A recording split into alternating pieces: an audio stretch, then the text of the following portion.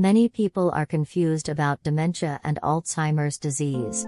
What are the 4 major types of dementia? Or other rare forms of dementia? You can find all the answers in this video.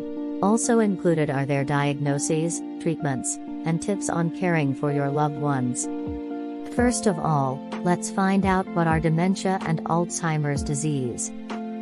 Dementia is a type of brain disease that causes long-term and ever deterioration in thinking and memory, and Alzheimer's disease is the most common type. Alzheimer's disease got its name from Dr. Alois Alzheimer, a German psychiatrist who discovered the first recorded case of this disease.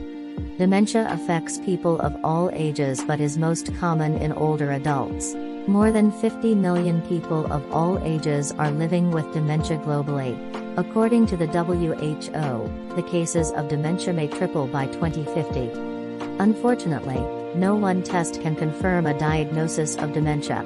To do that, doctors must rely on a comprehensive assessment, including cognitive tests, a physical exam, brain imaging, and blood tests.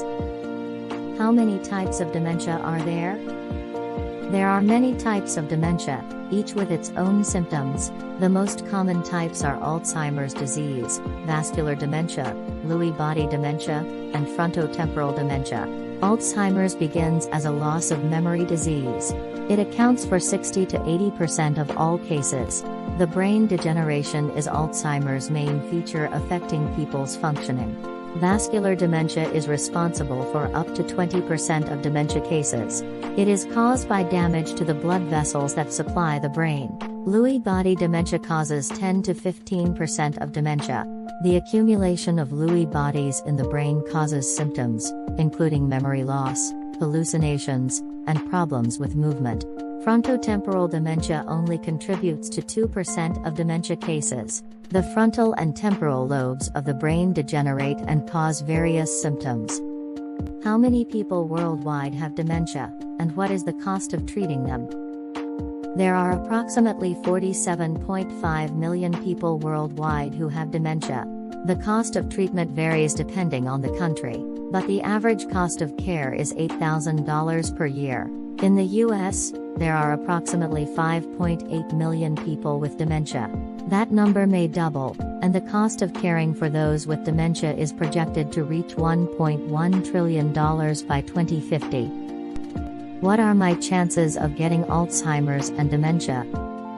Suppose you have a first-degree relative, like a parent, brother, or sister, with Alzheimer's disease. In that case, you may have a 2 to 3-fold increased risk of developing the disorder compared with others. However, old age is the most significant risk factor for all forms of dementia. Next, we will talk more about Alzheimer's disease. What are the causes of Alzheimer's? The causes of Alzheimer's disease are not fully understood. However, some risk factors have been identified, including genetics, lifestyle choices, and underlying health conditions. Among them, around 1 in every 6 cases of Alzheimer's disease can be related to genetics. One of the most significant Alzheimer's genetic risk factors is the apolipoprotein E4 or APOE4 gene. If you have one copy of this gene, you have a 2 to a 3-fold higher chance of developing Alzheimer's. If you have 2 copies, the risk is 8 to 12-fold higher. But having 2 copies of APOE4 does not mean you are guaranteed to have Alzheimer's disease. Nonetheless, family history plays a significant role in Alzheimer's disease development. Lifestyle choices such as smoking, drinking too much alcohol, and not exercising can also increase the risk of developing Alzheimer's disease. Chronic diseases like diabetes, high blood pressure, and high cholesterol are risk factors too. Inside the Alzheimer's brain, the tau protein tangles inside neurons, and amyloid plaques formed between neurons are the 2 main pathological features. Chronic inflammation and blood vessel problems also contribute to the damage of the dementia brain. What are the symptoms of Alzheimer's? The symptoms of Alzheimer's disease can vary from person to person. Some common symptoms include memory loss, difficulty performing familiar tasks, problems with language and communication, disorientation and confusion about time and place, changes in mood and personality, decreased motivation. Additionally, as the disease progresses, individuals may experience more severe symptoms, such as hallucinations and delusions. What are the stages of Alzheimer's? There are 4 general stages of Alzheimer's disease: preclinical, mild or early stage, moderate or middle stage, and severe or late stage. Preclinical is the earliest stage where brain changes occur, but there are no noticeable symptoms. Mild stage is when someone begins to experience memory lapses and other problems with thinking and cognition. In the past, senile degeneration of the brain and senile dementia were terms once used on people with mild Alzheimer's disease. Moderate stage is when memory loss and cognitive issues interfere with daily life, such as being able to carry on a conversation or remember familiar faces. Severe stage is the most advanced stage of Alzheimer's disease, where individuals lose the ability to communicate and entirely depend on others for their care. How to diagnose Alzheimer's? No test can confirm the diagnosis of Alzheimer's disease. A diagnosis generally involves a combination of medical and cognitive assessments and input from family members or caregivers. Some medical and cognitive assessments can rule out other potential causes of dementia symptoms, such as thyroid problems, vitamin deficiencies, or depression. One common assessment tool is the Mini Mental State Examination, MMSE, which measures cognitive function in memory, language, attention, and visuospatial skills. A score of 24 or below on the MMSE indicates dementia. Other helpful tests include brain imaging scans, such as MRI or PET scan, genetic testing, neuropsychological testing. What are Alzheimer's disease treatment? There is no cure for Alzheimer's disease, but some treatments can slow its progression and improve the quality of life. They aim to manage behavioral symptoms, relieve anxiety, and help patients maintain independence. Medications can temporarily improve mental function and reduce behavior problems such as aggression or agitation. Types of medications for Alzheimer's treatment are cholinesterase inhibitors, donepezil or Aricept, rivastigmine or Exelon, and galantamine or Riminol. These drugs increase levels of acetylcholine, a chemical essential for memory and thinking. Side effects include nausea, vomiting, diarrhea, and loss of appetite.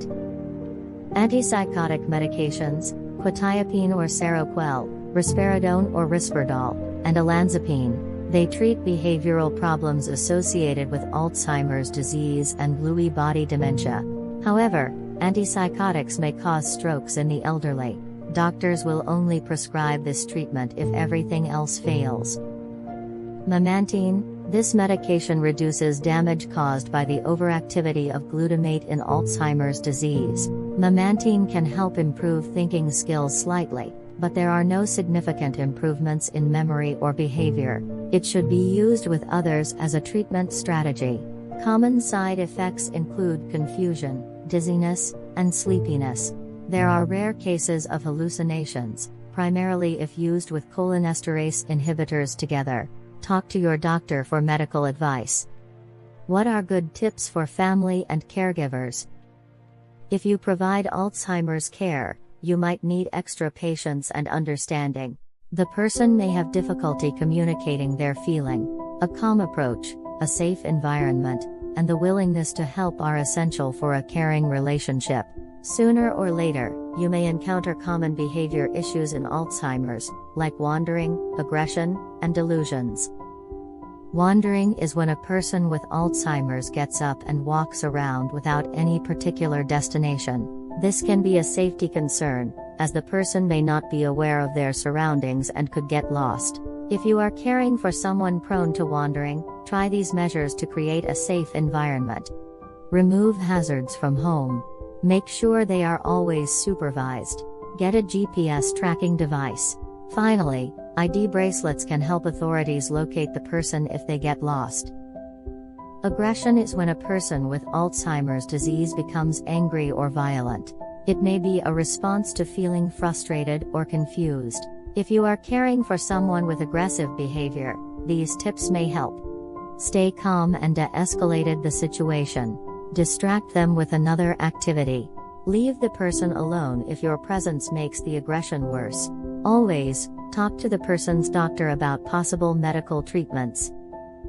A delusion is an untrue belief that a person holds despite evidence to the contrary. People with Alzheimer's disease may develop delusions as the disease progresses. For example, they may believe that their spouse is cheating on them or someone is stealing their stuff. If you are caring for someone with delusions, try these tips. Don't argue or try to convince. Give a simple answer or simply redirect their focus. Ask the person's doctor about possible medical treatments. If you are overwhelmed or need more advice, support groups are available for caregivers of people with Alzheimer's. After Alzheimer's disease, we will talk about vascular dementia. What are the causes of vascular dementia? Vascular dementia results from damage to the brain's blood vessels that supply oxygen and nutrients. This can occur due to stroke, mini strokes, or other conditions that reduce blood flow to the brain. Changes in the brain include small areas of dead tissue, bleeding, and changes in the structure of blood vessels. These changes can lead to problems with thinking, memory, and other cognitive functions. Risk factors are the same as those for stroke, including high blood pressure, diabetes, smoking, and high cholesterol. What are the symptoms of vascular dementia? Depending on which functioning area of the brain is affected, people with vascular dementia may have different symptoms. However, common symptoms include problems with thinking and memory and difficulties with planning and carrying out tasks. For example, trouble paying bills, getting lost, and misplacing items. Other symptoms may include changes in mood and behavior, such as depression, agitation, and anger. What are the stages of vascular dementia? The stages of vascular dementia can vary depending on the underlying cause, but typically involve a gradual decline in cognitive function. Early-stage symptoms may include difficulty with planning and executive function and problems with short-term memory. As the condition progresses, patients may experience difficulties with language, motor function, and visual-spatial skills like drawing, buttoning shirts, and making a bed. In the late stages of vascular dementia, patients may be unable to care for themselves and require 24-hour supervision. How do we diagnose vascular dementia? There is no definitive test to diagnose vascular dementia. A diagnosis of vascular dementia may be made based on a review of the person's medical history, a physical examination, and laboratory tests. A brain scan, such as CT or MRI, may also be done to look for evidence of stroke or other abnormalities in the brain. What are the treatments of vascular dementia? The goal of treatment is to improve quality of life and maintain independence as long as possible. Treatment may include medications to treat underlying conditions such as hypertension or diabetes. Cholesterol-lowering drugs help prevent further damage to the blood vessels. Antiplatelet medications, such as aspirin, help prevent blood clots. Antidepressants or antipsychotic medications treat mood and behavior changes. Occupational, physical, and speech therapy help with daily activities and communication. Other things that are worth trying are physical activity. Exercise is beneficial for people with vascular dementia. It can help improve blood flow to the brain and reduce the risk of further damage to blood vessels. Cognitive rehabilitation. This therapy can help people with vascular dementia learn new ways to compensate for their cognitive impairments. It can also help them learn how to better manage their condition. What are the helpful tips for family and caregivers? The care for someone with vascular dementia will vary depending on the individual's specific situation and needs. However, some general tips include learning as much as possible about the condition. This can help you better understand what your loved one is going through and how you can give the best support. Encouraging your loved one to stay active and engaged in activities they enjoy. This can help reduce boredom and frustration and may slow the condition's progression. Helping them stick to a healthy diet and exercise routine. It improves blood flow to the brain and potentially slows the progression of vascular dementia. Providing emotional support and understanding. Dealing with a cognitive decline can be very difficult and distressing, and your empathy can brighten your loved one's day. Seeking supportive care. It can include counseling, respite care, and other services to help make life easier for the person with vascular dementia and their caregivers. The third major type of dementia is Lewy body dementia or LBD. What are the causes of Lewy body dementia? Lewy bodies are protein deposits that build up in nerve cells and are a hallmark of Parkinson's disease. It is thought that these same protein deposits may also contribute to the development of Lewy body dementia. What are the symptoms of Lewy body dementia? The symptoms of Lewy body dementia may include problems with thinking, reasoning, and judgment, hallucinations, changes in sleep patterns, Parkinson's disease-like movement problems, fluctuating levels of alertness and attention, anxiety, depression. What are the stages of Lewy body dementia? Lewy body dementia is a progressive disease. On average, people with LBD live 5 to 8 years from diagnosis to death. In the early stages, people with LBD can still live everyday life. As the disease advances, their movement and thinking abilities deteriorate, and they need more and more help from others.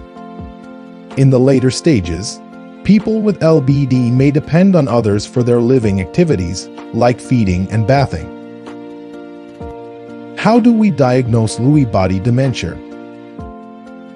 There is no one test that a doctor can use to reach a definite diagnosis. A diagnosis is typically made based on a person's medical history, family history, and symptoms. A physical exam, neuropsychological testing, and brain imaging tests may also be used to help rule out other causes of dementia. What are treatments of Lewy body dementia? The focus of Lewy body disease treatment is to manage the symptoms, including medication and therapy. There is no specific medication that has been proven to be effective in treating Lewy body dementia. However, certain medications may be prescribed to help manage symptoms, such as cholinesterase inhibitors for delusions, antidepressants for depression, carbidopa-levodopa for movement problems called Lewy body Parkinson's disease. Non-medication approaches include modifying the environment to help people with dementia function better, for example, removing clutter and noise, creating a daily routine and breaking tasks into simple steps that are easy to follow. What helpful tips are there for family and caregivers? Be patient. Be flexible with activities and expectations as the person's abilities change over time. Allow for more rest periods, even during the day. Encourage socialization and physical activity to help reduce anxiety and depression. Try not to argue or correct a person who is hallucinating. Instead, redirect their attention. Develop routines that can help anchor the person in reality, such as regularly scheduled meals, baths, and relaxation times. Stick to simple explanations, like using simpler words and keeping questions short. Reduce distractions in your environment, for example, bright lights. Organize information from doctors and other care providers so the person can review it later on their own. Discuss with your doctor any changes in the person's behavior. Join support groups for caregivers to share experiences and emotional support. The last major types of dementia we will talk about is frontotemporal dementia. What are the causes of frontotemporal dementia? In most cases, the causes of frontotemporal dementia are unknown. Genetic factors may play a role because people with a family member having FTD are more likely to develop such a disorder. Researchers have also found some gene mutations can lead to FTD, like Pick's dementia. Traumatic brain injury is another factor that can increase the risk. What are the symptoms of frontotemporal dementia? The symptoms of frontotemporal dementia can vary depending on which brain area is affected. However, common symptoms may include personality and behavior changes, language and speech problems, and motor skills difficulties. Personality and behavior changes include apathy, irritability, impulsivity, disinhibition, agitation. Language and speech problems include trouble saying the words correctly, or medical term verbal apraxia, saying meaningless words, or medical term agrammatism, slow or halting speech, or medical term dysarthria, difficulty understanding what others are saying, or medical term receptive aphasia. Difficulty with motor skills are clumsiness, tremors, difficulty walking or moving. What are the stages of frontotemporal dementia? The stages of frontotemporal dementia are 1. Early stage. In the early stage, people with frontotemporal dementia may have difficulty maintaining social boundaries and norms. They may act out of character and be impulsive and careless. Families and loved ones may also find the person uncaring and selfish and lose interest in everything. This is the behavioral variant of frontotemporal dementia, or BVFDD. Some may have trouble understanding words or speaking coherently. This type is called primary progressive aphasia. Some mistakenly call it aphasia dementia. 2. Middle stage. As the condition progresses, behavior and language symptoms continue to worsen and occur more and more often.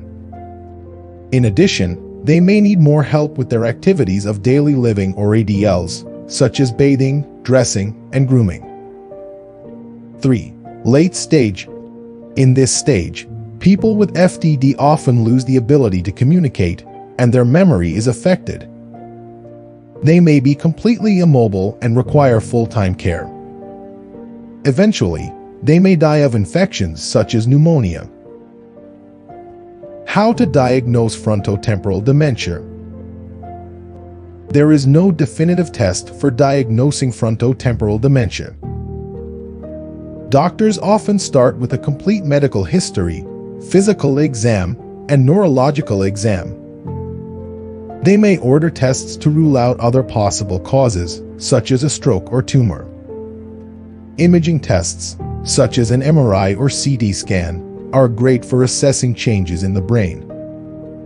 A PET scan sometimes can be helpful in diagnosis as well. In rare cases, a biopsy of brain tissue may be done to confirm the diagnosis. What treatments are available for frontotemporal dementia? There is currently no cure for frontotemporal dementia. The overall goal is to manage the symptoms. Then, how do we manage behavioral problems? Creating a routine. Having a set daily routine can help to minimize confusion and anxiety. Simplifying choices. Offering the person a limited number of choices can help to reduce frustration and confusion. For example, 2 breakfast options instead of 6. Promoting social interaction. Engaging in social activities, such as talking with friends or going for walks, can reduce feelings of isolation and loneliness. Managing stress. Stress can worsen the symptoms of frontotemporal dementia. Therefore, it is crucial to reduce stress in patients' lives, for example, through relaxation techniques or exercise. How do we manage language problems? Speech therapy. A speech therapist can teach patients how to improve their communication skills. This may involve working on pronunciation, grammar, and vocabulary. Augmentative and alternative communication, or AAC. AAC refers to any nonverbal communication, for example, hand gestures or sign language. AAC can be used to supplement or replace speech in patients with frontotemporal dementia. How do we manage movement symptoms? Physical therapy. A physical therapist can help patients improve their strength and flexibility. This may involve exercises, stretching, and massage. Assistive devices. Devices such as walkers or grab bars can help patients with frontotemporal dementia stay mobile and independent. Medication. Parkinson's disease medicines and antidepressants may sometimes relieve movement symptoms. What helpful tips are available for family and caregivers? If you are a caregiver for someone with frontotemporal dementia, make sure to take care of yourself physically and emotionally. Get yourself a health checkup regularly. You can only take care of others when you take care of yourself. Ask for help from family and friends with tasks like grocery shopping to give yourself some breathing room. Enjoy leisure time away from caregiving. Utilize short-term care services, such as respite and adult daycare centers. Join support groups for FTD. Find resources from nonprofit organizations and research centers. Arrange long-term care facilities when the care is too demanding, such as group homes, assisted living, or nursing homes. Besides the four major types of dementia, there are other forms of dementia too. 1. Childhood dementia. Contrary to common beliefs, dementia can happen to any age group, from infants to teenagers. Children get this type of dementia from birth. Some of the 70 rare genetic disorders that lead to childhood dementia are inborn errors of metabolism, lysosomal disorders, mucopolysaccharidosis, peroxisomal disease, leukodystrophy. Every year in the world, 1 in 2,800 newborns has one of these genetic disorders. Just like the adult form of dementia, kids with childhood dementia have similar symptoms. Memory loss, confusion, difficulty learning new information, difficulty remembering information that was learned in the past, difficulty communicating, difficulty with motor skills, behavior changes, personality changes, mood changes, sleep problems. In addition, they may have other symptoms of specific genetic disorders that cause childhood dementia, such as seizures, vision and hearing problems, problems with their bones and joints, issues with their heart, lungs, and intestines. Some kids may have early onset as infants, while others start to have symptoms in their teenage years. The progression of childhood dementia varies from a few months to decades. As more and more brain areas are damaged, these kids gradually lose all their body functions. In the end, most children die before turning 18. 2. Mixed dementia. Mixed dementia is a condition where a person has brain changes from more than one form of dementia. Alzheimer's disease occurring with vascular dementia accounts for more cases than other causes. The physical changes are abnormal protein deposits and blood vessel problems in the brain that happen at the same time. Researchers think mixed dementia is more common than previously realized, but they don't know the specific number. Symptoms of mixed dementia may vary depending on which part of the brain is damaged. There is no cure for mixed dementia, but drugs may be prescribed to treat the symptoms. 3. Autoimmune dementia.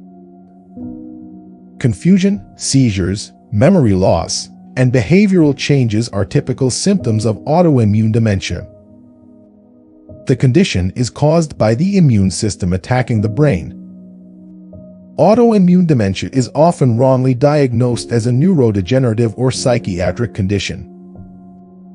Autoimmune diseases that cause this type of dementia are multiple sclerosis, systemic lupus erythematosus, Behçet's disease, Sjogren's syndrome. People with autoimmune dementia often start at a relatively young age. Treatment for autoimmune dementia generally involves corticosteroid treatment or plasma exchange. Autoimmune dementia may be a form of reversible dementia. 4. Korsakoff Dementia. Wernicke-Korsakoff syndrome, or WKS, is a neurodegenerative disorder caused by a severe thiamine or vitamin B1 deficiency. This vitamin B1 deficiency causes brain damage, which leads to increased difficulty with memory, movement, vision, and coordination. It could be a form of reversible dementia. WKS consists of two distinct stages: Wernicke's encephalopathy and Korsakoff syndrome. Wernicke's encephalopathy, or Wernicke's brain disease, results from damage to specific brain areas, such as the thalamus and hypothalamus. It occurs suddenly and could be life-threatening. The symptoms include increased confusion and problems in vision, balance, and movement. Korsakoff syndrome, on the other hand, usually develops slowly after Wernicke's encephalopathy. It is caused by damage to small areas in the middle region of the brain. WKS can be prevented by abstaining from alcohol or, at least, by drinking alcohol in moderation. A balanced diet that includes foods rich in vitamin B1 can also help prevent the development of WKS, for example, whole grains, nuts, seeds, beans, lean meats, and certain vegetables. 5. Huntington's dementia. Huntington's dementia is a rare type of dementia due to a defective gene on chromosome 4. The telltale sign of Huntington's disease is uncontrolled arms, legs, head, face, and upper body movement. Symptoms also include a decline in thinking and reasoning skills, memory, concentration, judgment, ability to plan and organize. Most people with Huntington's disease eventually need help with daily activities like bathing, dressing, eating, etc. Many people with Huntington's disease live in specialized long-term care facilities or nursing homes. The outlook for people with Huntington's disease is currently poor. The disease is fatal, and most people with Huntington's die within 15 to 20 years of diagnosis. However, new treatments and an improved understanding of the disease offer hope for the future. 6. Primary progressive aphasia. Primary progressive aphasia, or PPA dementia, is a rare neurological syndrome affecting a person's communication ability. It is a type of frontotemporal dementia. Primary progressive aphasia is characterized by the loss of the ability to speak, write, and understand written or spoken language. It is caused by shrinking certain brain sections responsible for speech and language. People with primary progressive aphasia may initially have problems with communication, but eventually will lose the ability to care for themselves and need day-to-day care. 7. Parkinson's disease dementia. Parkinson's disease dementia, or PDD, is a type of dementia that occurs in some people with Parkinson's disease. PDD can cause problems with thinking, memory, and behavior. People with PDD may have trouble remembering, making decisions, or controlling emotions. They may also have changes in their sleep patterns and mood. The symptoms of PDD usually start after the age of 60. The disorder is more common in men than women. It is not clear what causes PDD, but it is thought to be related to changes in the brain that occur with Parkinson's disease. There is no cure for PDD, but medications, therapy, and support groups can help manage the symptoms. 8.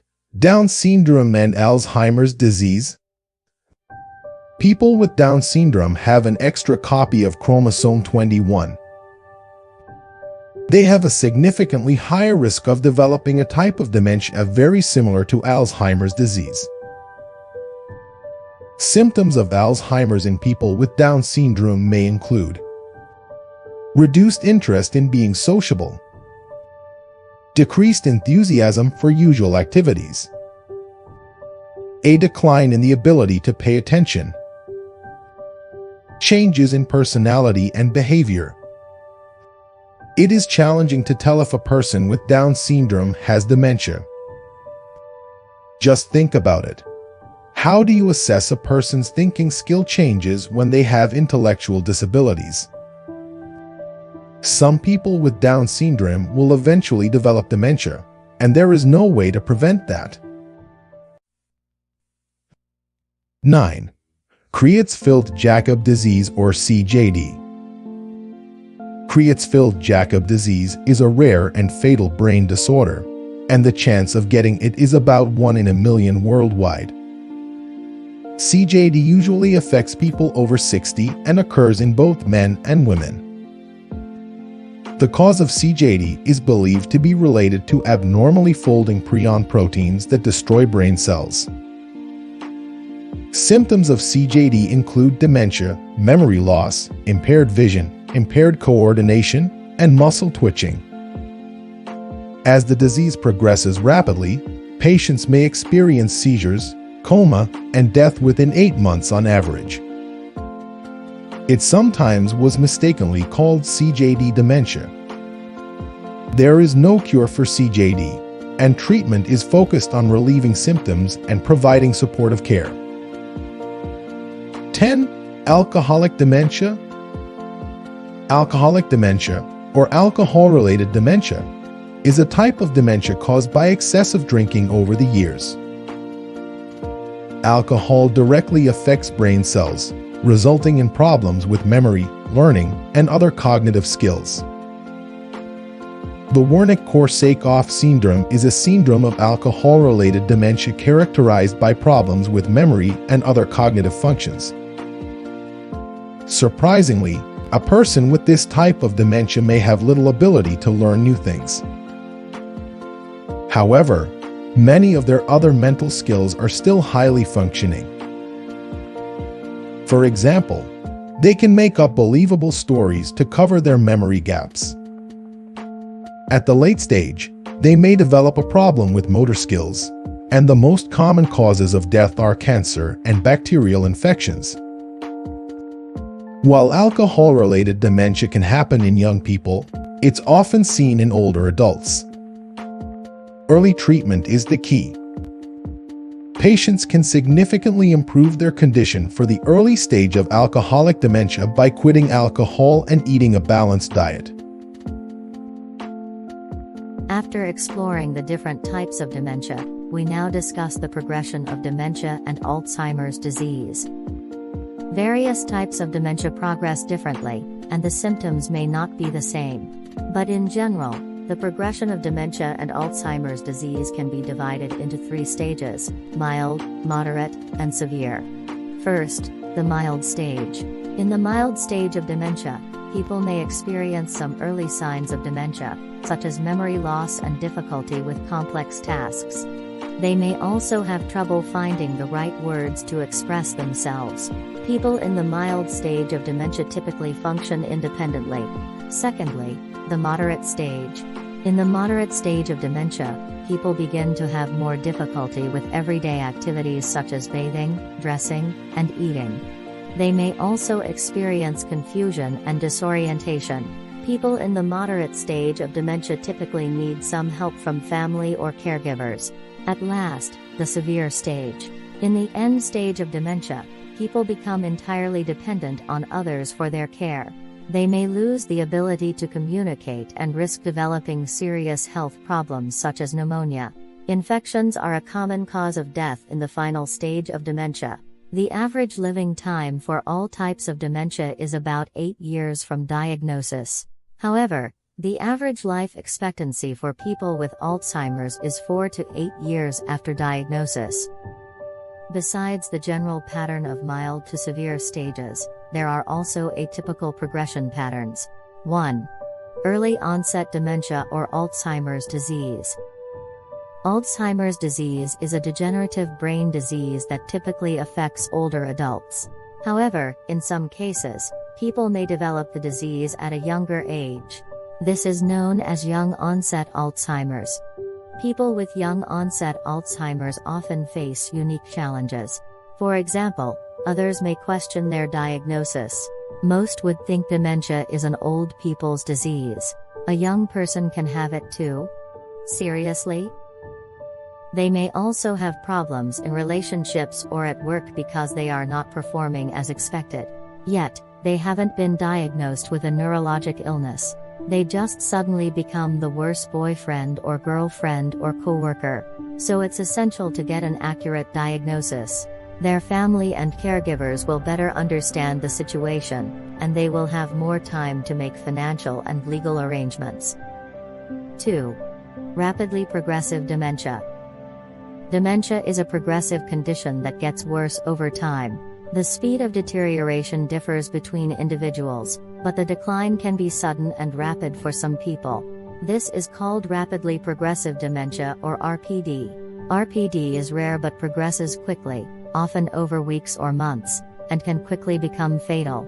Many conditions may cause RPD, including Alzheimer's, strokes, Parkinson's, infections, prion disease, and cancer. Quick diagnosis and proper treatment may reverse some cases of RPD. For example, cancer, hormone imbalance or metabolic disturbances, and infections are often treatable, and in these cases, RPD is reversible. Unfortunately, most cases of RPD have no cure. The treatment goal is to reduce distress, maintain comfort and improve quality of life. How do we providing care during the progression?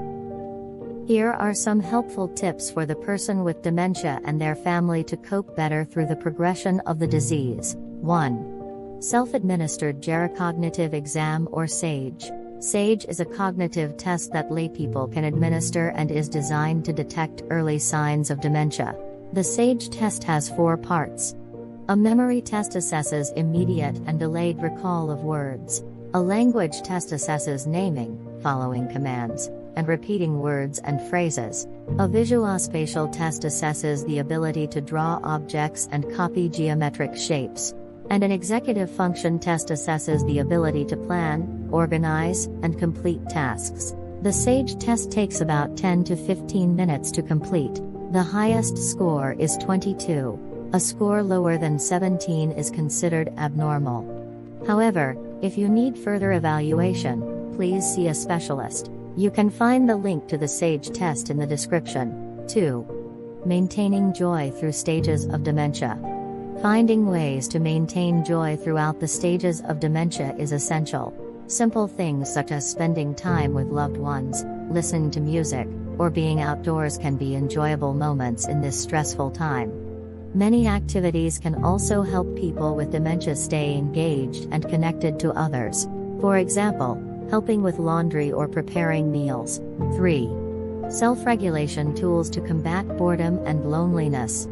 Many self-regulation tools can help people with dementia combat boredom and loneliness. Even dementia care at home can utilize these tools.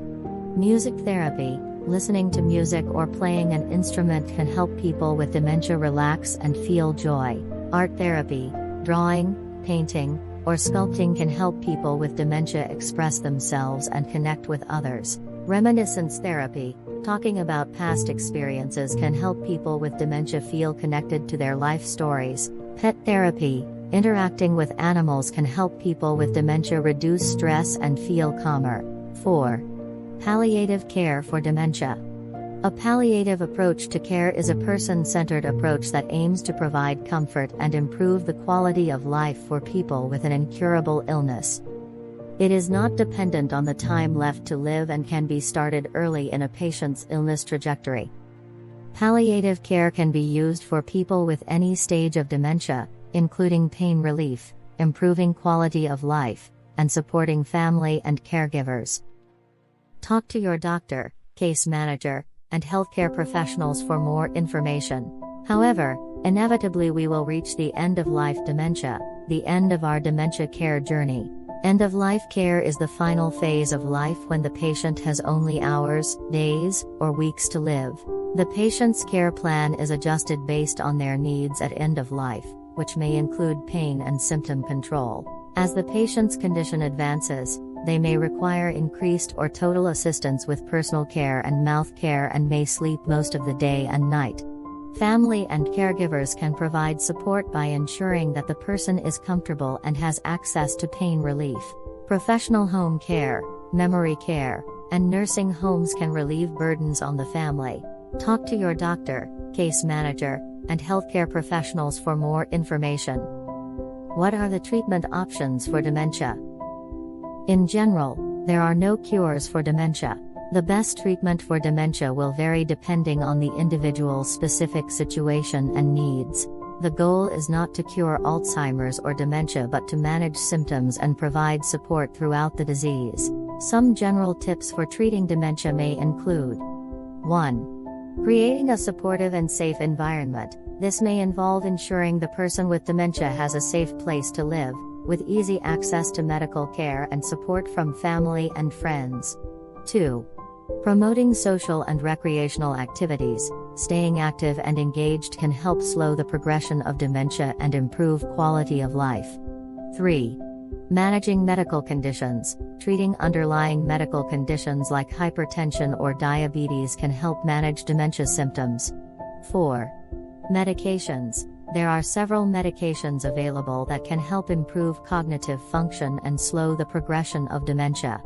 Cholinesterase inhibitors. These medications can help improve cognitive function by increasing levels of acetylcholine. It is a chemical that is important for memory and learning. Memantine. This medication can help improve cognitive function and delay the progression of dementia. Antipsychotic medications can help reduce aggression, agitation, and delusions. Antidepressants can help improve mood and sleep. 5.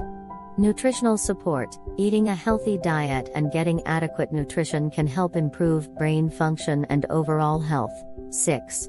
Respite care. Taking breaks from caregiving can help reduce stress and burnout. 7. Memory care. A type of long-term care for people with Alzheimer's, dementia, and other cognitive impairments. Memory care facilities help residents maintain their cognitive and physical abilities by offering higher level of care than assisted living facilities, with 24-hour supervision and security, specialized activities and therapies. What are the dementia prevention suggestions and the next step to keep your brain healthy? You cannot prevent Alzheimer's disease, but you can do things that may help reduce the risk, such as staying mentally and physically active throughout your life, staying socially engaged and having a robust social network, eating healthy, exercising regularly, and controlling your blood pressure and cholesterol, taking supplements, such as vitamin E, omega-3 fatty acids, and ginkgo biloba may also help reduce your risk of Alzheimer's. Research also shows that consistent short sleep and dementia risk are related. So daily sleep of 7 to 9 hours is suitable for your brain health. Clinical trials are ongoing to test new treatments and preventive measures for Alzheimer's. Participating in a clinical trial is one way you can help contribute to advancing Alzheimer's research. Congratulations! You have made it to the end of this video. Let's do a little recap. We started by explaining dementia and Alzheimer's disease, then proceeded to show the characteristics of 4 major types of dementia, which are Alzheimer's disease, vascular dementia, Lewy body dementia, and frontotemporal lobe dementia. We also visited other rare dementia types. The information in this video is by no means exhaustive. It takes months of learning and doing things, and then, you can confidently say you are providing good care for your loved ones. I hope this video is the starting point of that journey.